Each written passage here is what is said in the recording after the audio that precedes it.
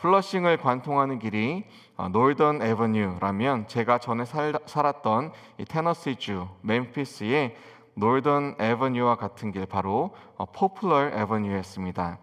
이 포플러 애버뉴를 따라가다가 제 시선을 사로잡은 배너가 하나 있었습니다. 한 미국 교회의 기둥을 따라서 이 중앙문 양쪽으로 걸려있던 두 가지 배너의 문구였습니다. 왼쪽에는 Love Jesus, 예수님을 사랑하라.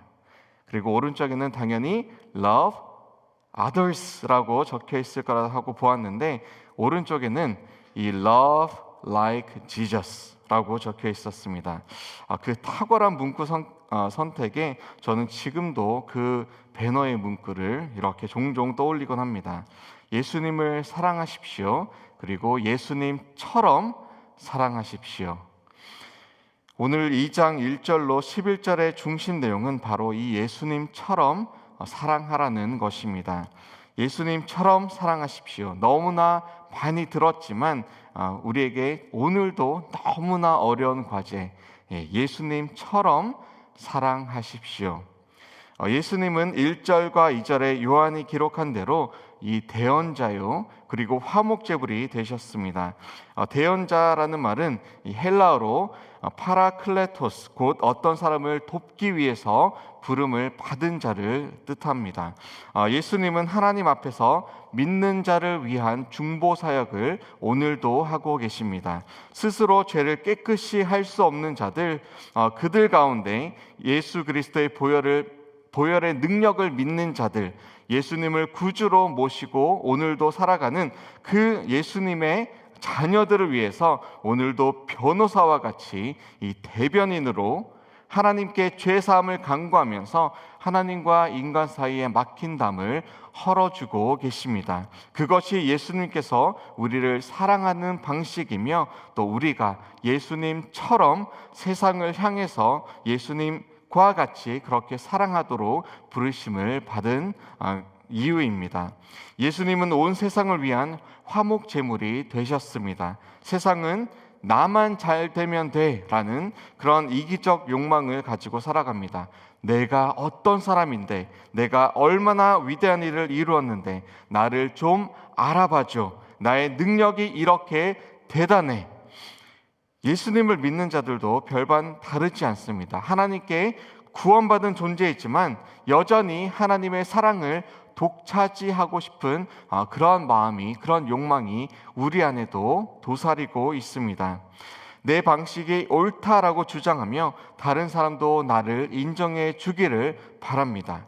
구원에 있어서도 저 악한 무슬림들은, 저 악한 불교인들은, 저 악한 무신론자들은 구원받으면 안 된다고 여긴다면, 이것은 화목제물로 오신 그리스도의 뜻을 온전히 이해하지도, 그리고 받아들이지도 못한 상태입니다.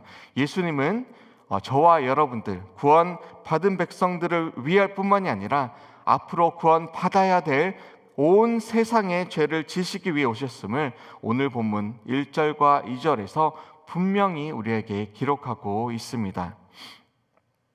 이어진 3절로 6절에서는 이에서 더 나아가서 예수님처럼 사랑하는 것은 예수님을 진정으로 아는 것이고, 진정으로 예수님을 안다는 것은 예수님의 말씀대로 살아가는 것이다, 이렇게 요한은 우리에게 기록해 주고 있습니다. 어제 말씀 본문인 1장의 중심 내용이자 곧 요한 1서의 전체 중심 내용은 곧 교제와 사랑입니다. 교제가 무엇입니까? 사귀는 것이죠. 사귐입니다. 예수 그리스도가 누구이신지, 그리고 그가 무슨 일을 행하셨는지, 이 세상에 무엇을 가지고 오셨는지, 그리고 예수님이 과연 나와 어떤 상관이 있는지를 아는 것, 진정으로 아는 것, 거기서 그리스도를 향한 그리스도와의 사랑이 시작됩니다. 그리고 예수님처럼 사랑할 수 있는 힘을 얻게 됩니다. 교제가 무엇이죠? 다시 한번, 교제는 사귐입니다. 사귐은 아는 것입니다. 그리스도를 진정으로 아는 것입니다. 그런데 여기서 아는 것은 정보를 아는 것 정도가 아니라 인격과, 그리고 성품과, 생각과, 그의 철학과 또 마음과 형편과 의도와 그 깊은 뜻까지 다 아는 것입니다. 저는 손흥민이라는 사람에 대해서 압니다. 현재 토트넘 하스퍼의 간판 공격수이자 그리고 대한민국 국가대표 주장인 손흥민이라는 사람에 대해서는 많은 사람들이 지금 알고 있을 것입니다.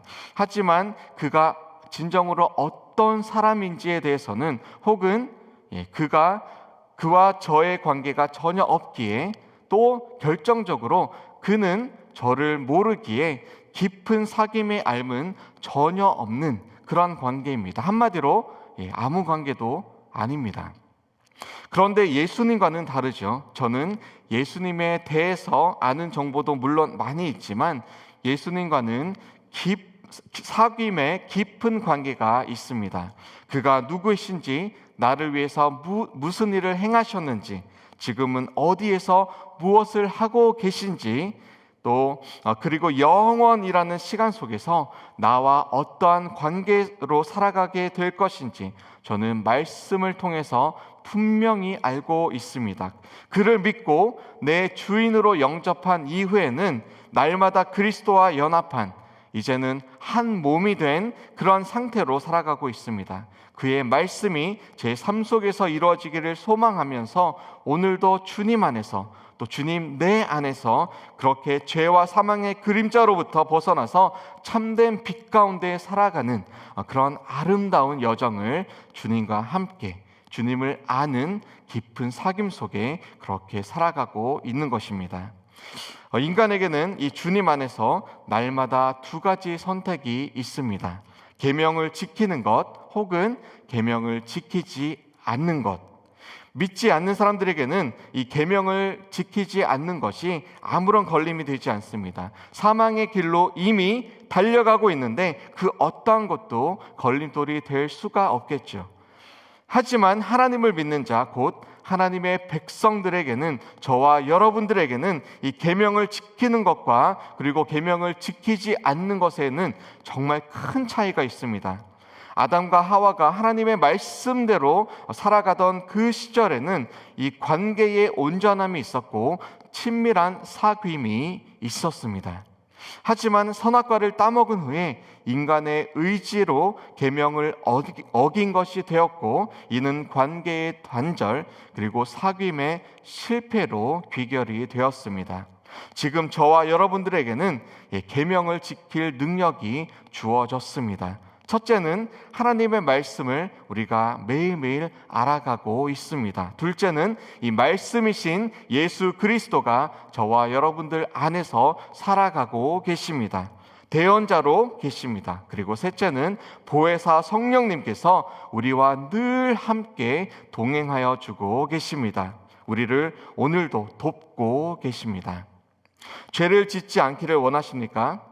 정말 의롭게 그리고 성결하게 진리 안에서 살아가고 싶습니까?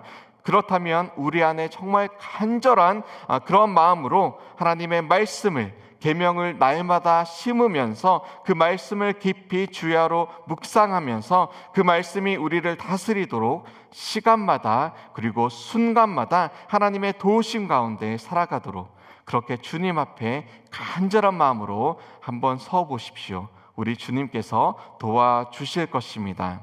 시편 기자가 119편에서 주의 말씀이 얼마나 좋은지, 주의 계명이 얼마나 자신을 다스리게 하기를 원하는지 고백을 하고 또 하고 있습니다. 정말 많은 구절에서 그렇게 고백하고 있는데요. 그 중에 몇 구절만 우리가 함께 보았으면 좋겠습니다. 시편 119편 11절 말씀입니다. 내가 주께 범죄하지 아니하려 하여 주의 말씀을 내 마음에 두었나이다. 이어진 43절 말씀입니다. 진리의 말씀이 내 입에서 조금도 떠나지 말게 하소서. 내가 주의 규례를 바랐음이니이다. 그리고 148절 말씀입니다. 주의 말씀을 조용히 읊조리려고 내가 새벽녘에 눈을 떴나이다. 아멘. 하나님의 말씀 앞에 살아가면 하나님의 사랑이 온전히 우리 안에 이루어지게 됩니다. 하나님의 사랑이 온전히 우리 안에 거하게 되면 하나님이 행하시는 대로 우리도 그렇게 똑같이 행하게 됩니다. 예수님처럼 사랑의 실천을 하게 됩니다. 그리고 죄를 이기는 그러한 능력이 우리 안에서 일어나게 됩니다. 예수님을 믿고 예수님을 알고 예수님과의 깊은 사귐이 저와 여러분들 안에 오늘도 이루어지기를 주님의 이름으로 축원합니다. 그런가 하면 예수님처럼 사랑하는 것은 곧 형제를 사랑하는 것이다 라고 7절로 11절 말씀에 이어지고 있습니다. 형제를 미워하는 자는 무엇이라고 기록하죠? 어둠 속에 있는 자라고 합니다. 그리고 형제를 사랑하는 자는 빛 가운데 거하여서 거리낌이 조금도 없다라고 거듭 기록하고 있습니다. 마태복음 22장 35절로 40절 말씀에 보시면 어떤 율법사가 예수님께 나와서 이렇게 질문합니다. 선생님, 율법 중에 어느 계명이 가장 큽니까? 예수님 대답은 잘 아시는 이 37절로 40절에 기록되어 있죠. 예수께서 이르시되 내 마음을 다하고 목숨을 다하고 뜻을 다하여 주 너의 하나님을 사랑하라 하셨으니 이것이 크고 첫째 되는 계명이요 둘째도 이와 같으니 내 이웃을 내 자신같이 사랑하라 하셨으니 이 두 계명이 온 율법과 선지자의 강령이니라. 아멘. 요한일서 2장 7절의 이 옛 계명은 예수님께서 인용하신 신명기 6장 4절로 7절에 나오는 이 쉐마, 곧 이스라엘아 들으라 라고 하는 그 쉐마의 말씀 속에 있는 하나님을 사랑하라 라는 그 메시지입니다. 그리고 2장 8절 말씀에 나오는 새 계명은 곧 형제를 사랑하라, 이웃을 사랑하라 라는 예수님의 말씀을 재인용하신 것이죠. 이웃을 사랑하라는 것입니다. 예수님처럼 형제를 내 몸과 같이 사랑하라라는 것이죠. 지난주에 퀸즈하는 교회의 모든 교사들이 함께 모였습니다. 이 다음 세대를 사랑하는 이 헌신된 교사들이 함께 바울과 1층에 앉아서 서로를 격려하고 또 서로를 바라보며 축복하며 기도하는 시간을 가졌습니다. 온전한 섬김, 온전한 사귐의 공동체를 이루고 그리고 다음 세대, 우리 자녀들을 품고 어린 영혼들이 주님과 친밀한 사귐을 이루고 그래서 형제를 온전히 다른 사람들을 내 몸과 같이 사랑할 수 있기를 바라는 그 같은 마음으로 우리가 함께 모여 사랑과 위로와 격려를 함께 나누고 그러한 공동체로 우뚝 서기를 바라는 그런 모임을 가졌습니다. 얼마나 감사한 모임이었는지 모릅니다. 또한 그날 박건희 전도사님과 그리고 이영숙 권사님의 은퇴식도 있었습니다. 형제를 사랑하는 마음으로 정말 수십 년간 주님의 몸된 교회를 위해서 불철주야 기도하며 또 어린 영혼을 또 새로 거듭난 영혼들을 품고 사랑하고 주님과 친밀한 사귐의 관계로 나아가도록 이 헌신하신 두 분의 삶을 많은 분들이 함께 기억하며 또 은퇴를 진심으로 축복하였습니다. 우리에게 본을 보여주신 이 믿음의 선배가 든든히 서 계심이 얼마나 큰 힘이 되는지 모르겠습니다.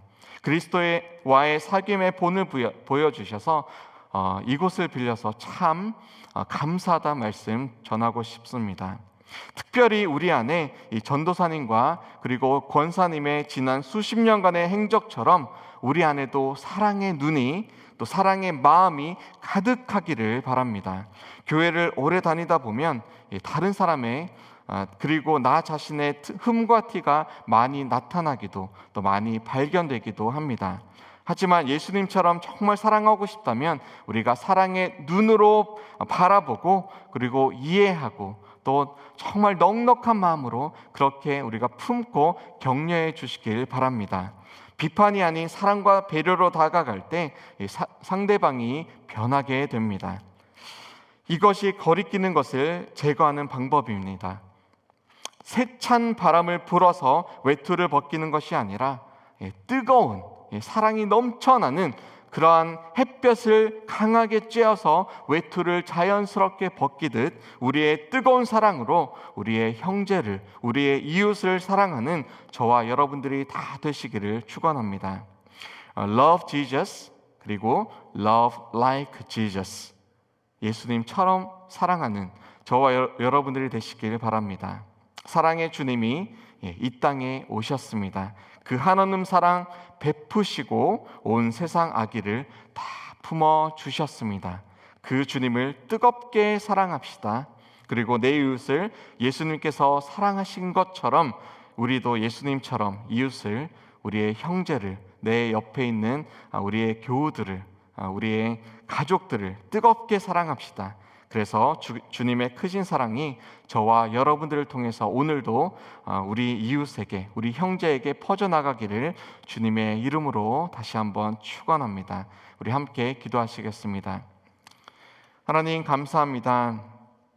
우리가 예수님처럼 사랑하기 원합니다. 예수님을 뜨겁게 사랑하기 원합니다. 우리의 형제를, 우리의 자매를, 우리의 가족을, 우리의 친지를, 우리의 이웃을 주님처럼 사랑하기 원합니다. 그를 위해 우리가 주님의 계명을 깊이 묵상하고 또 지키기 원합니다. 그리고 주님을 알기 원합니다.